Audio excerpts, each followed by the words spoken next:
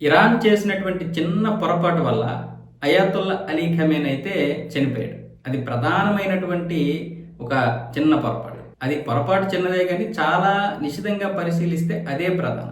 ఒక వ్యక్తిని చంపడానికి ఇజ్రాయెల్ లాంటి దేశాలు, అమెరికా లాంటి దేశాలు ఎన్నో ప్రయత్నాలు చేస్తుంటాయి. ఆ విషయం అటు ఖమేనీకి తెలుసు, ఇరాన్ ప్రభుత్వానికి తెలుసు. ఇరాన్ ప్రభుత్వం ఏం చేసింది అంటే 2025 జూన్లో ఇరాన్ మీద దాడి చేసిన తర్వాత నుంచి విఐపీలు ఎవరైనా సరే సుప్రీంని కలవడానికి వస్తే వారి యొక్క ఫోన్లను అయితే నిషేధించారు.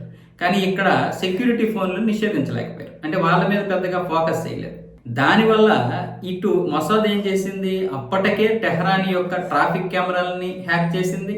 అలాగే వాళ్ళు ప్రార్థనలు చేసుకునేటువంటి ఒక క్యాలెండర్ యాప్ బడేషబా, ఈ బడేషబా యాప్ని కూడా హ్యాక్ చేసింది. అప్పటి వరకు కూడా అయాతుల్లా అలీ ఖమేనీ ఈ కెమెరాల వల్ల ఎక్కడికి వెళ్తున్నాడు, ఎక్కడికి వస్తున్నాడో తెలుసు, కానీ ఖచ్చితమైనటువంటి నిర్దేశమైనటువంటి ఒక ప్లేస్ మాత్రం తెలిసేది కాదు. సీసీ కెమెరాల వరకు తెలుసు, కానీ మిగతా తెలియదు.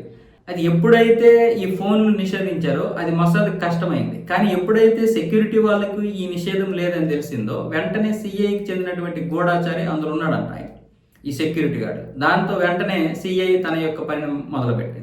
అలా మొత్తానికి ఒక ఖచ్చితమైనటువంటి నిర్దిష్టమైనటువంటి ఒక లక్ష్యాన్ని ఏర్పరచుకొని ఆ ఏజెంట్ ఫోన్ ద్వారా మొత్తానికి అక్కడ దాడి చేయడం జరిగింది. అయితే ఈ సిఐకి చెందినటువంటి ఏజెంట్ అక్కడి నుంచి తప్పించుకుని బయటకు వచ్చేసాడు. ఏజెంట్ పేరు కానీ మిగతా వివరాలు కానీ చెప్పడం కానీ ఇప్పుడు ఆ విషయాలన్నీ బయటకు వస్తున్నాయి. అయితే ఇజ్రాయెల్ కావచ్చు, అమెరికా కావచ్చు, ఇలాంటి వ్యక్తుల్ని చంపడానికి 1 సంవత్సరము 6 నెలలు పక్క ప్లాన్తో అన్ని విధాలు కూడా తన చేతిలోకి వచ్చిన తర్వాతే దాడి చేస్తుంది. ఆ విషయం మనందరికీ తెలుసు. అది సామాన్యమైనటువంటి విషయం కాదు. ఒక నికోలస్ మదురస్ కావచ్చు, లేకపోతే అయాతుల్లా అలీ ఖమేనీ కావచ్చు, లేకపోతే ఇంకోటి కావచ్చు. సిఐ చేసినటువంటివన్నీ కూడా ఇంత పకడ్బందీగా ఖచ్చితమైనటువంటి నిర్దిష్టమైనటువంటి లక్ష్యాలనే ఎంచుకుంటుంది. దానికి ఎన్నో కసరత్తులు చేస్తుంది.